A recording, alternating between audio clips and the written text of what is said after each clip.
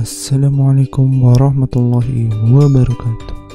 Selamat pagi, selamat siang, dan selamat malam bagi kalian yang telah mengklik video ini. Pada video belajar bareng kali ini kita akan membahas mengenai wawasan kebangsaan. Untuk sistemnya nanti akan diberikan soal, dan jika kalian akan mengerjakan, kalian bisa mengklik pause terlebih dahulu. Kemudian setelah kalian selesai mengerjakan, kalian bisa melanjutkan video tersebut, karena nanti di tiap soal akan ada pembahasan daripada soalnya. Oke, kita langsung masuk ke dalam soalnya. Nomor 1. Hak asasi manusia yang menyangkut hak hidup dan hak memiliki sesuatu tidak boleh diganggu-gugat karena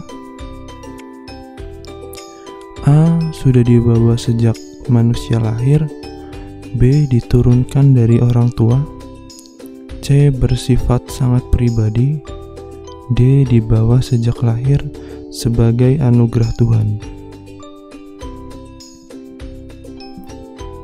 Oke, langsung ke pembahasan.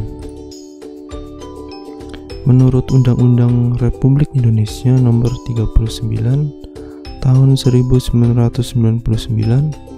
hak asasi manusia adalah seperangkat hak yang melekat pada hakikat dan keberadaan manusia sebagai makhluk Tuhan yang Maha Esa dan merupakan anugerahnya yang wajib dihormati, dijunjung tinggi, dan dilindungi oleh negara, hukum, pemerintah, dan setiap orang demi kehormatan serta perlindungan harkat dan martabat manusia.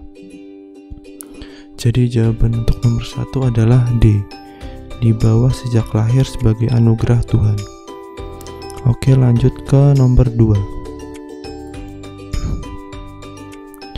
Negara yang berdaulat atau merdeka harus memiliki syarat-syarat sebagai berikut, kecuali A. Adanya kepala negara, B. Adanya wilayah, C. Adanya pemerintah yang berdaulat, D. Adanya rakyat. Oke, kita langsung ke pembahasan. Dalam konteks hukum internasional, negara dimanifestasikan atau terbentuk oleh setidak-tidaknya unsur-unsur sebagaimana tertuang dalam Konvensi Montevideo tahun 1993 tentang hak dan kewajiban negara, yakni sebagai berikut. Yang pertama, a permanent population, penduduk yang permanen. Rakyat atau masyarakat merupakan unsur utama terbentuknya suatu negara. Definite territory, wilayah yang pasti, suatu wilayah yang berfungsi sebagai tempat bermukim penduduknya. Yang ketiga, government, pemerintahan yang berdaulat, penduduk yang mendiami suatu atau bermukim suatu wilayah, hidup dengan mengorganisasikan diri, merekan, yang kemudian disebut pemerintahan. Yang keempat, capacity to enter the relation with other states, kemampuan untuk mengadakan hubungan dengan negara lain, atau adanya pengakuan dari negara lain sebagai negara yang berdaulat. Jadi jawaban untuk nomor tadi adalah A. Adanya kepala negara. Oke, kita lanjut ke nomor selanjutnya. Nomor 3, tujuan negara Indonesia tercantum pada A. Pembukaan Undang-Undang Dasar 1945 alinea yang pertama, B. Pembukaan Undang-Undang Dasar 1945 alinea yang kedua, C. Pembukaan Undang-Undang Dasar 1945 alinea yang ketiga, D. Pembukaan Undang-Undang Dasar 1945 alinea keempat. Oke, kita langsung ke pembahasan.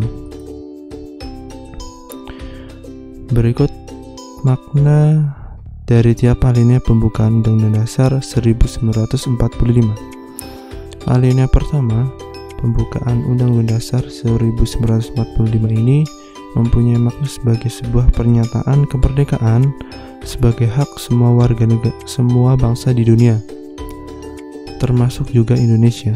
Yang kedua, makna alinea kedua adalah kemerdekaan yang saat ini sudah diraih oleh Indonesia adalah hasil perjuangan yang panjang. Banyak pengorbanan yang dicurahkan oleh para pendahulu untuk mendapatkan kemerdekaan yang kita nikmati hari ini. Kemudian makna alinea ketiga, pembukaan Undang-Undang Dasar 1945 adalah selain dari perjuangan bangsa Indonesia itu sendiri, kemerdekaan juga merupakan anugerah dari Tuhan Yang Maha Esa. Kemudian makna alinea keempat diartikan sebagai prinsip-prinsip yang dijunjung oleh bangsa Indonesia, yaitu tujuan negara yang akan diwujudkan oleh pemerintah negara, ketentuan diadakannya Undang-Undang Dasar, bentuk negara yaitu bentuk republik yang berdaulat rakyat, dasar negara yaitu Pancasila. Jadi untuk jawaban nomor tadi adalah D, pembukaan Undang-Undang Dasar 1945 alinea keempat. Oke, kita lanjut ke soal berikutnya.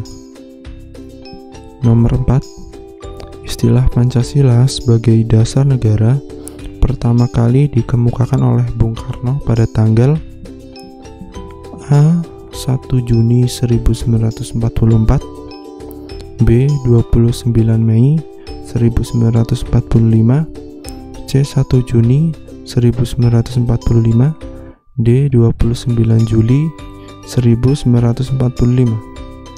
Oke, kita lanjut ke pembahasan.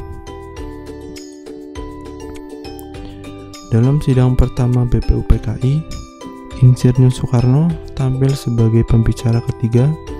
Dalam sidang BPUPKI 1 Juni 1945, Soekarno menyampaikan ikhwal dasar Indonesia Merdeka dan memperkenalkan istilah Pancasila atau 5 sila. Inilah konsep dan rumusan awal Pancasila yang pertama kali dikemukakan Soekarno sebagai dasar negara Indonesia Merdeka. Tanggal 1 Juni kemudian nantinya diperingati sebagai hari lahir Pancasila. Dengan demikian, istilah Pancasila sebagai dasar negara pertama kali dikemukakan pada tanggal 1 Juni 1945. Jadi jawabannya untuk nomor tadi adalah C, 1 Juni 1945. Oke, kita lanjut ke nomor berikutnya. Lembaga yang memegang kekuasaan untuk membentuk undang-undang adalah A. MPR, B. DPR, C. Presiden, D. DPR dan Presiden. Oke, kita lanjut ke pembahasan. Kekuasaan konstitutif yaitu kekuasaan untuk mengubah dan menetapkan undang-undang dasar. Kekuasaan ini dijalankan oleh Majelis Permusyawaratan Rakyat sebagaimana ditegaskan dalam pasal 3 ayat 1 Undang-Undang Dasar Negara Republik Indonesia tahun 1945 yang menyatakan bahwa Majelis Permusyawaratan Rakyat berwenang mengubah dan menetapkan Undang-Undang Dasar. Jadi jawaban untuk nomor tadi adalah A, MPR. Oke, kita lanjut ke nomor berikutnya. Dari berbagai macam norma sosial yang ada di dalam masyarakat, maka yang memiliki sanksi tegas dan nyata adalah norma A. Agama, B. Kesopanan, C. Hukum, D. Kesusilaan. Oke, kita lanjut ke pembahasan.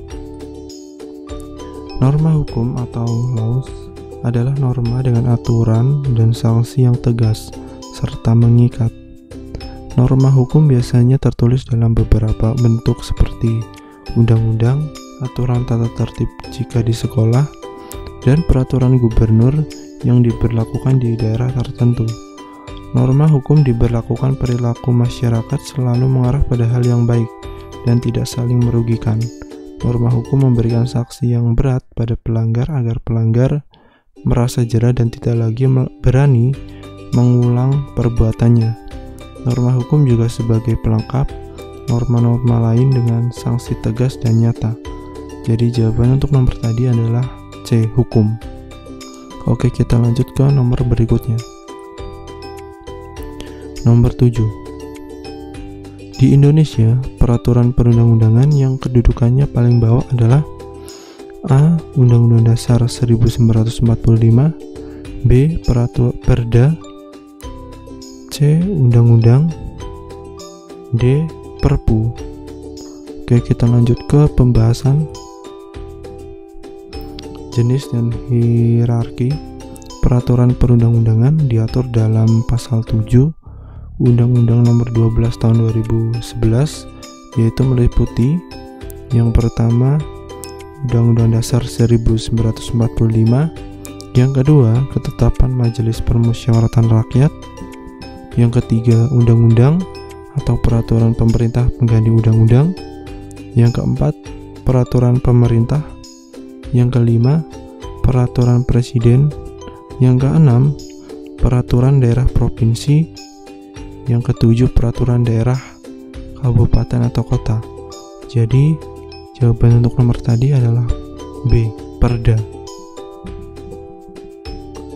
Oke, mungkin sekian untuk video kali ini, kurang lebihnya mohon maaf. Wassalamualaikum warahmatullahi wabarakatuh.